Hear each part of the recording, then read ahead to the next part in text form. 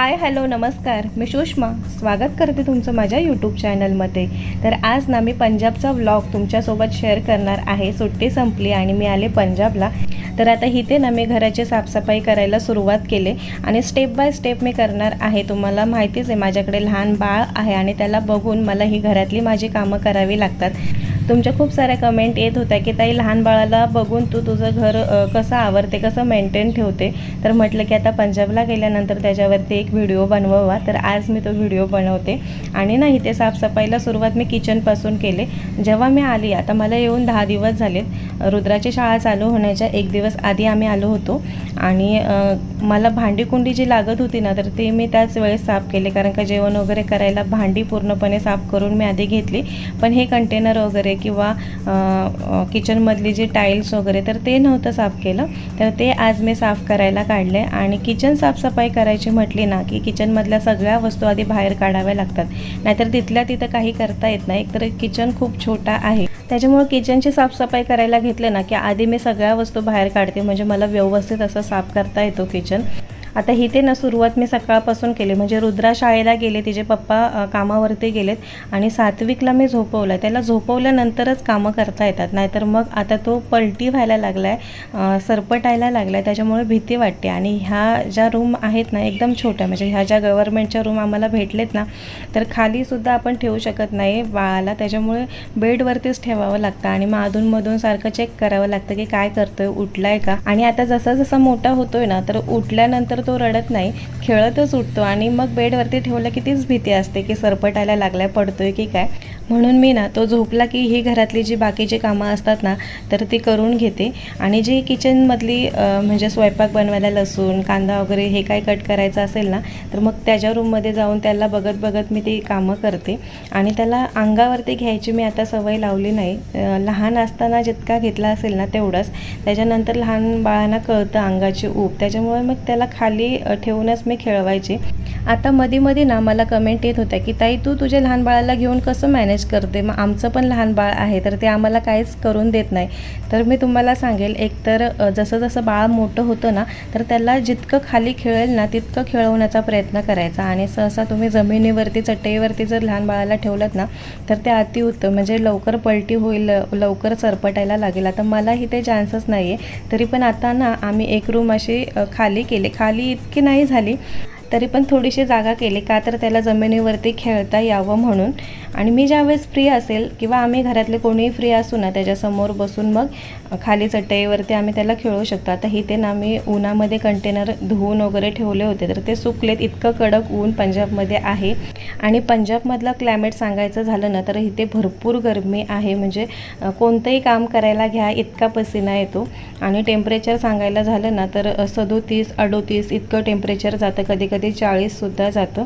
आणि आता हे कंटेनर मी साफ करून ठेवले होते ना, कडधान्यसुद्धा बाहेर उन्हामध्ये ठेवलं होतं, चांगलं सुकलं आहे। अजून 1-2 वेळा मी ऊन देईल, म्हणजे त्याला वाळवी लागणार नाही। आता आम्ही 45 दिवसानंतर सुट्टीवरून आलो ना, तर पूर्ण घराला ना वाळवी लागली होती। आणि ज्या फळ्या मी किचनमध्ये लावल्या होत्या ना, तर त्या पूर्णपणे खराब झाल्या, म्हणजे किडीने पूर्णपणे त्या खाल्ल्या होत्या, तर त्या मी आता काढून टाकलेत। आणि एक फक्त फळी राहिली, तर ती माझ्याने निघत नाही। आणि टाईल्ससुद्धा फुटल्या गेलेत, तर ती एक आहे ना, तर तिला स्वच्छ धुवून काढली, साफ केली आणि परत त्याच्यावरती मी हे बाकीचे कंटेनर ठेवले। आता अधूनमधून ती मला साफ करावी लागणार आहे।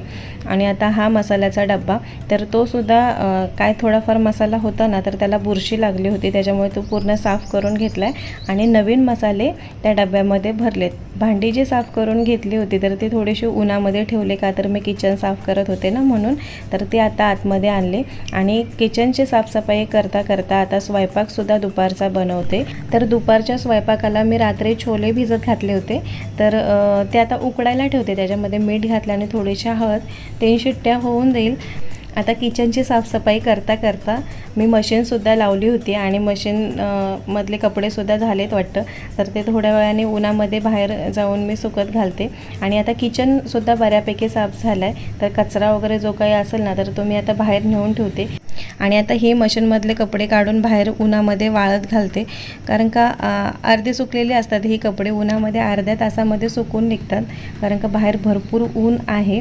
आणि गावावरून जे आम्ही कपडे आणले होते ना, आमचे जरी धुतलेले कपडे होते तरी मी इथे ना थोडी करून मशीनला कपडे धुवून काढलेत, चांगलं मस्त कम्फर्ट वगैरे टाकून.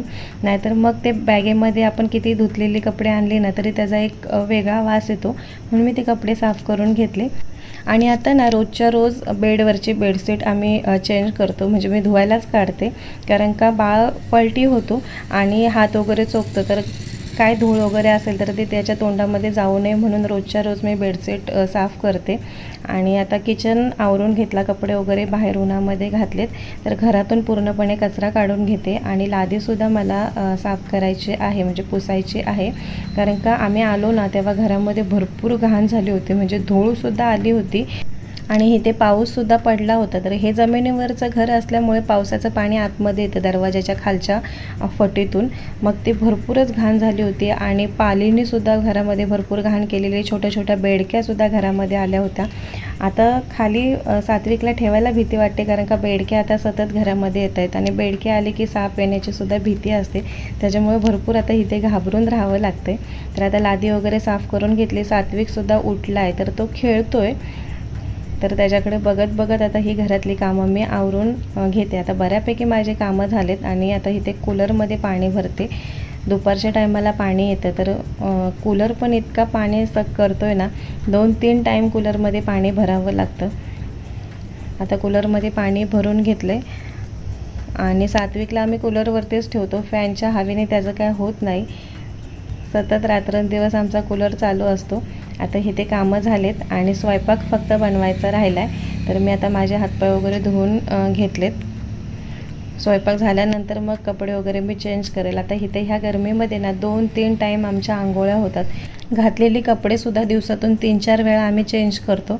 आणि आता इथे सात्विकला लागले भूक, थोडासा रडतोय तो, तर आता त्याला घेते, खेळवते आणि फीडिंग वगैरे करते, त्याच्यासोबत थोडासा टाईम घालवते, कारण का आता बऱ्यापैकी माझी घरातली कामं झालेत. आणि स्वयंपाक तर आज भात वगैरे काही नाही, फक्त चपाती, भाजी आणि दही नाही तर मग ताक काहीतरी बनवते आणि कोशिंबिरी. आता गरमीमध्ये ना इथे भाज्यासुद्धा नाही मिळत, म्हणजे हिरव्या भाज्या, पालेभाज्या खायच्या झाल्या ना तर बिलकुल चांगल्या मिळत नाहीत, आणि भेटल्या तर एकदम सुकलेल्या, महाग, भरपूर भाज्या महाग झालेत. त्याच्यामुळे आम्हाला माहिती होतं, म्हणून आम्ही गावावरून येताना ना कडधान्य घेऊन आलो. आणि त्याच्यामध्ये आमच्या सासूबाई मळ्यामध्ये कडधान्य काढतात, तर घरातलं कडधान्य आम्ही घेऊन आलो होतो. आणि बाकी हे छोले तर माझे आधीचेच होते, नशीब खराब नाही झाले, तर आज त्याची भाजी मी बनवायला घेतले. तर त्यासाठी लागणारा मसाला आता इथे बनवते. तर वाटण मी काही तयार नव्हतं केलं, तर हे आता असंच ओलं वाटण करते. कोथिंबीर, कांदा, टोमॅटो, थोडीशी लसूण, अद्रक. आता हे मिक्सरला फिरवते आणि तेच वाटण चांगलं तेलामध्ये फ्राय करते, म्हणजे आता कच्चंच वाटण घेतलं आहे म्हणून त्याचा कच्चेपणा गेला पाहिजे. तर ते चांगलं तेलामध्ये फ्राय करून झाल्यानंतर मग हे जे छोलेची भाजी आहे ना तर ते बनवेल. आता इथे फोडणीला थोडासा कढीपत्ता घातला आहे आणि जे वाटण आता बनवून घेतलं ना ते तेलामध्ये घातलं. तर ते चांगलं फ्राय झाल्यानंतर मग हे बाकीचे आपले जे मसाले आहेत ना तर ते घालते.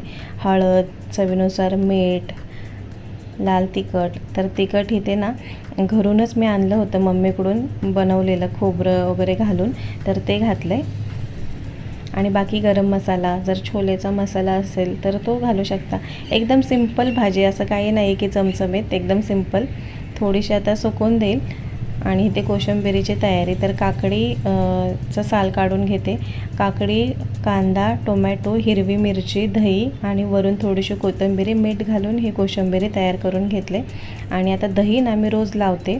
तर आज मी ताक बनवणार आहे. तर ताक सिंपल रवीने घाटायचं ताक, त्याच्यामध्ये काळं मीठ असेल तर ते थोडंसं घालायचं, नाहीतर मग आपलं साधं मीठ आणि लसूण ठेचून घालायचे, ते ताक छान लागतं. आणि आता इथे चपात्या बनवून घेते, कारण का आता ह्या दोघांचा पण ना यायचा टाईम झाला आहे. तर मग गरमागरमच चपात्या मी बनवते आणि प्रत्येकाच्या 2-2, 3-3 अशा असतात.